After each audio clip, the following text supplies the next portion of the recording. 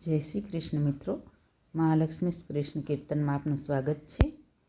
મિત્રો, શું તમે જાણો છો, ભગવાન તો સમગ્ર સૃષ્ટિના સ્વામી છે, તો પછી પોતાના લગ્ન માટે તેમણે કુબેર પાસેથી ઋણ કેમ લીધું? શું ખરેખર ભગવાન આજે પણ એ ઋણ ચૂકવી રહ્યા છે? શ્રીનિવાસ અને માતા પદ્માવતીના દિવ્ય લગ્નની તૈયારીઓ કેવી રીતે થઈ? દેવતાઓ આ ભવ્ય લગ્નમાં કેવી રીતે જોડાયા? આવો જાણીએ શ્રી વેંકટેશ બાલાજી જીવન ચરિત્ર ભાગ 8માં આ અદ્ભુત અને ભક્તિથી ભરપૂર કથા. જય શ્રી વેંકટેશ બાલાજી. સુખ મહર્ષિના કહેવાથી આકાશ રાજાએ પદ્માવતીના લગ્ન શ્રીનિવાસ સાથે કરવા નિર્ણય કરીને દેવગુરુ બૃહસ્પતિને બોલાવી ગુરુદેવને અહીંના પૂરા સમાચાર બતાવીને કહ્યું, હે ગુરુદેવ, આપને આ લગ્નની કંકોત્રી લખવાની છે. રાજાની વિનંતી સાંભળી બૃહસ્પતિ આનંદમાં આવીને બોલ્યા, હે રાજન, હું ધન્ય છું. શ્રીનિવાસ પદ્માવતીના લગ્નની કંકોત્રી લખવી તે મારું અહોભાગ્ય છે. વૈકુંઠવાસી વિષ્ણુ તમારો જમાઈ બને તે તમારું અહોભાગ્ય છે. તમારા લીધે સર્વકોટી માનવ, બધા દેવતા, ઋષિમુનિઓ, ગરુડ, ગંધર્વ, કિન્નર, કિમપુરુષ, યક્ષ ઇત્યાદિ લોકો શ્રી વિષ્ણુના લગ્ન જોઈ શકશે. એમ કહીને બૃહસ્પતિએ પંચાંગ જોઈને શ્રીનિવાસ અને પદ્માવતીના નામન ક્ષેત્રનું ગણિત જોઈ એક લગ્ન દિવસ નક્કી કર્યો. વૈશાખ સુધી દસમને શુક્રવાર. આકાશ રાજાએ ખુશ થઈને કહ્યું, હે ગુરુદેવ, આપ જ શુભ ઘડીએ લગ્ન પત્રિકા લખો. રાજાની વિનંતીને માન આપીને બૃહસ્પતિએ આ મુજબ લગ્ન પત્રિકા લખી.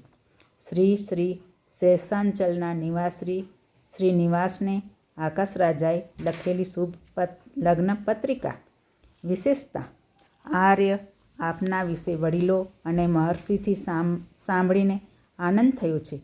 મેં મારી પુત્રી પદ્માવતીના લગ્ન આપની સાથે કરવા નિર્ણય કરેલ છે. વૈશાખ સુધી દસમ ને શુક્રવારના રોજ કન્યાદાન નિર્ધારેલ છે. એટલે આપ આપના ભાઈઓ, મિત્રો, પરિવાર સાથે મારે ત્યાં પધારીને મારાથી કન્યાદાનનો સ્વીકાર કરશો અને અમને કૃતાર્થ કરશો. આપના નારાયણપુર નિવાસી આકાશ રાજા.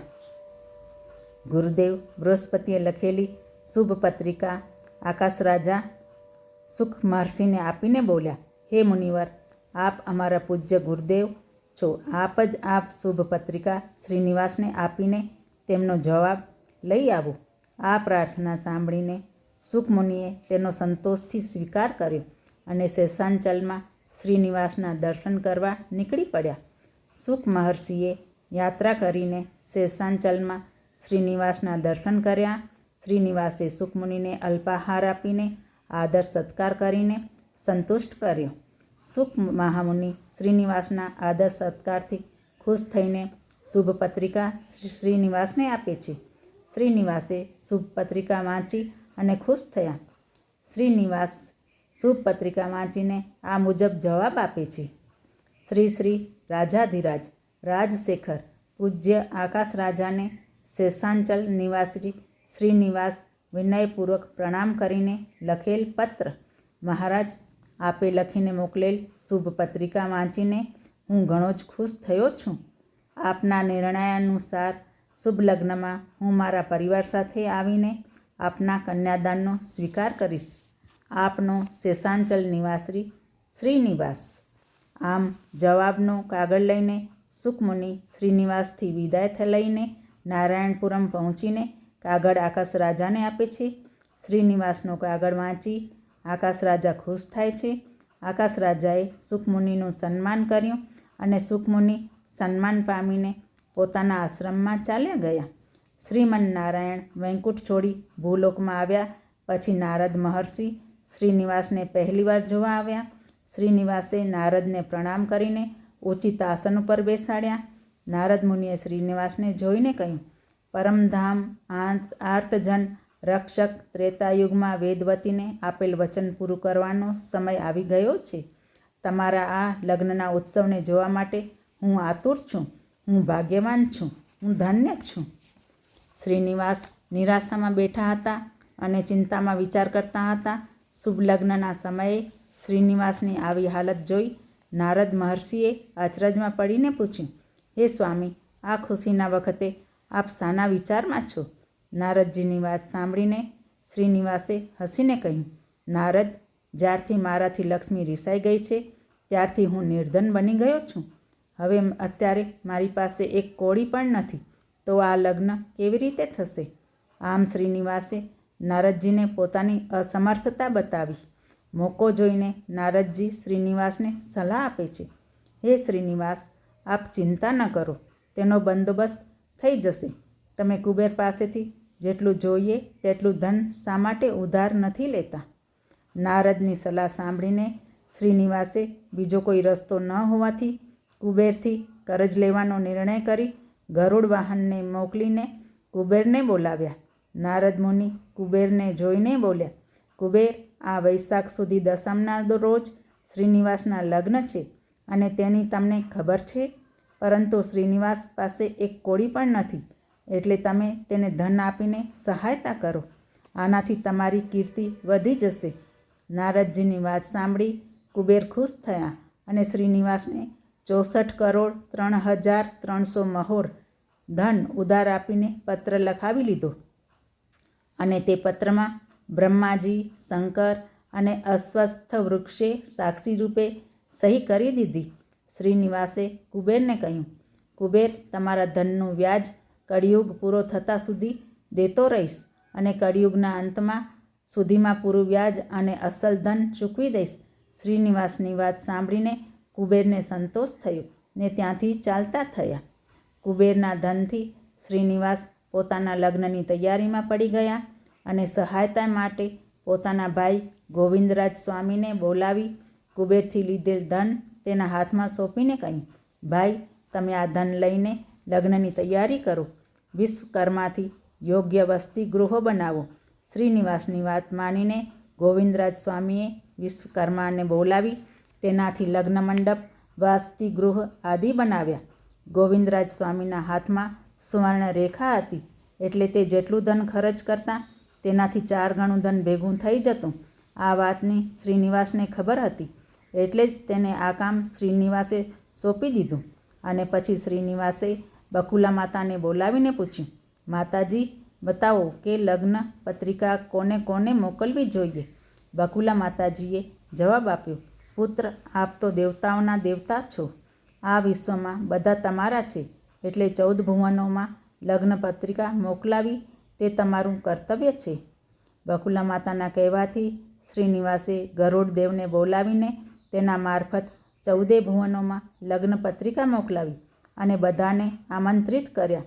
શ્રીનિવાસના આમંત્રણથી બ્રહ્માજી સરસ્વતી, શંકર પાર્વતી, ઇન્દ્ર સચીદેવી, નારદજી બૃહસ્પતિ, 8 દિગ્પાલો, અત્રિ મહામુનિ, ભરદ્વાજ રાજર્ષિ મુનિ, ગૌતમ ઋષિ, કિન્નર, કિમપુરુષ, પદ્મસિદ્ધ, તારાગણ, ધ્રુવ, પ્રહલાદ, હનુમાન ઇત્યાદિ ચિરંજીવ, રંભા, ઉર્વશી, મેનકા, તિલોત્તમા, વંદી માગધ, સાવિત્રી, અરુંધતી, અનસૂયા ઇત્યાદિ પતિવ્રતાઓ, ભૃસુર, ભક્તવૃંદ, તપોધન, દેવયાની, વલ્લી, સુબ્રમણ્ય સ્વામી, વિનાયક, સંગીત, મૂલ, વિરાટ, તરણી, તદરણી ઇત્યાદિ લોકો શેષાંચલમાં પહોંચી ગયા. શેષાંચલ કોલાહલથી ખડભડી ઉઠ્યું. અગ્નિદેવ આવેલ મહેમાનોને 5 પ્રકારના ભોજનથી તૃપ્ત કરીને તેમને કસ્તુરી અને ચંદનાદિ તાંબુલ દેવા લાગી ગયા. વાયુદેવની મહેરબાનીથી સુગંધી હવા વહેવા લાગી. સુમતિ, અનસૂયા, પાર્વતી, સાવિત્રી, સરસ્વતી આ પતિવ્રતા સ્ત્રીઓ શ્રીનિવાસને મંગળ સ્નાન કરાવી, કસ્તુરી તિલકથી સજાવીને, પીતાંબર આદિ વસ્ત્રો પહેરાવી, માથામાં વજ્ર નવરત્નો જડિત મુગુટ ધારણ કરાવી ગરુડ વાહન ઉપર બેસાડીને નારાયણપુરમ રવાના થયા. ગણપતિ, બ્રહ્માજી, શંકર ઇત્યાદિ દેવતાઓ પોતાના વાહન ઉપર સવાર થઈ ગયા.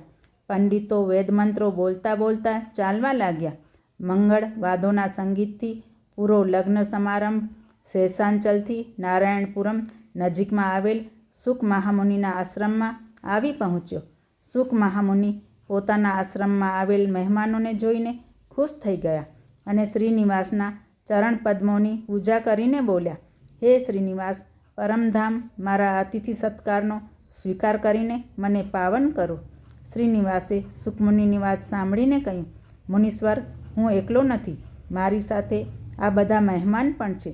એકલો હું અતિથિ સત્કાર કેવી રીતે સ્વીકાર કરું? શ્રીનિવાસની વાત સાંભળી સુકમુનિ બોલ્યા, હે શ્રીનિવાસ, તમારી કરુણા દ્રષ્ટિથી બધાનો સત્કાર થઈ શકે તેમ છે. ભક્તની ઈચ્છા જાણીને શ્રીનિવાસે પોતાની માયાથી સુકમુનિના આશ્રમને 5 જાતના પકવાન, ફળો ઇત્યાદિ સામગ્રીથી ભરી દીધો. સુક મહામુનિએ વિષ્ણુની આ લીલાથી ખુશ થઈને બધા મહેમાનોનો 5 જાતના પકવાન ફળાદિથી સત્કાર કર્યો. સુકમુનિના આતિથ્યથી બધાએ ખુશ થયા. શ્રીનિવાસે સુકમુનિને જોઈને કહ્યું, મુનિવર, હવે તમારી ઈચ્છા તો પૂરી થઈ ગઈ ને? હવે અમોને જવા દો. સુકમુનિ શ્રીનિવાસને નમસ્કાર કરીને બોલ્યા, હે શ્રીનિવાસ, આપ તો આપદ બાંધવ છો, દિન રક્ષક છો. તમારા કરુણા કટાક્ષથી હું કૃતાર્થ છું.